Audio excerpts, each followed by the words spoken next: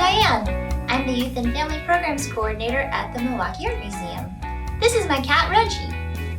We're going to show you how you can make your very own clay, and you can make some animal sculptures inspired by the sculptures in the galleries at the museum. Let's get started. So you just need 2 ingredients for this clay: hair conditioner and cornstarch. Whatever you have in your house, or you can get easily at the grocery store, is great.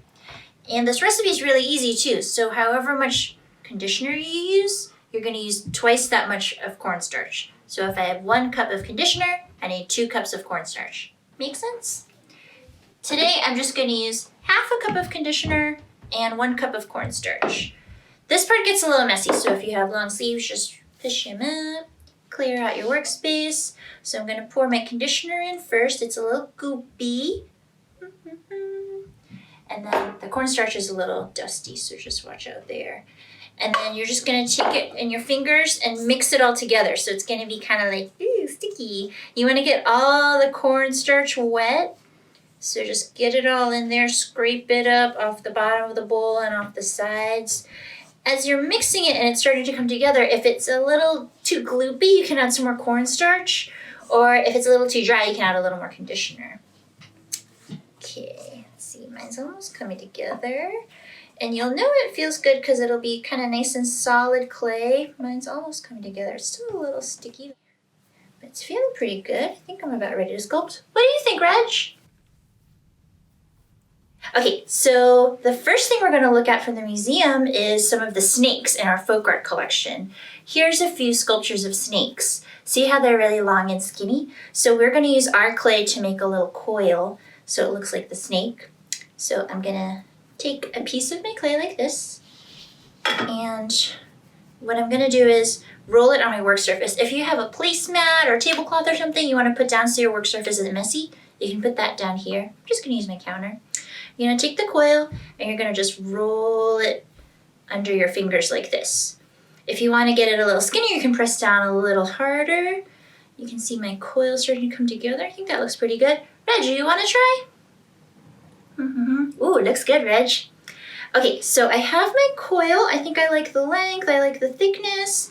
And now I want to sculpt the head and the tail. So I'm going to pinch the head together a little bit here. And if you have some tools you can use from your kitchen, like I have a chopstick, I have a fork, I have a toothpick. I'm going to use a toothpick actually to make 2 little eyes and a nice mouth. Ooh, that looks good. And then on the other end, I'm going to pinch it. I'm going to use my chopstick, and I'm going to make little ridges. So guess what? Now it's a rattlesnake. Watch out, Reg.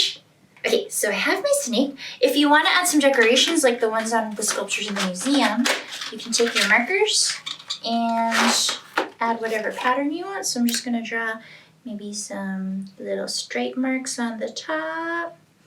Ooh, that looks good. And maybe I'll add some green dots too.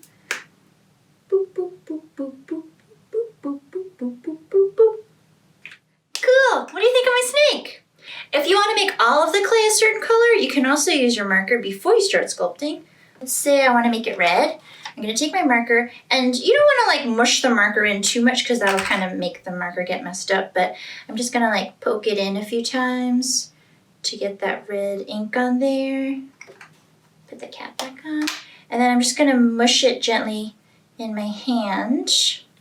And some of the color will come off on your hand too. That's okay. You can always wash it off. And I'm just going to like mush it and mash it until the color kind of spreads throughout the clay. You can see I have a nice like pinky kind of reddish color. So now if I want, I can make a red snake, a pinkish snake, and I can still add decorations on after. There are lots of other animals in the museum that, oh, hi, Reg, that you can use for inspiration. Here's some fish decoys, and here's my version. And we also have some dinosaurs. Ooh. And here's my dinosaur. And this clay isn't super strong, so if you want to make something really tall, it won't stand up well. So you might want to put your animal kind of on its side. Maybe it's like taking a nap like my dinosaur is. Reg, you know all about naps, right? If you store your clay in an airtight container like this, you can play with it again and again. And if you leave it out, you can let it dry and then play with your sculpture.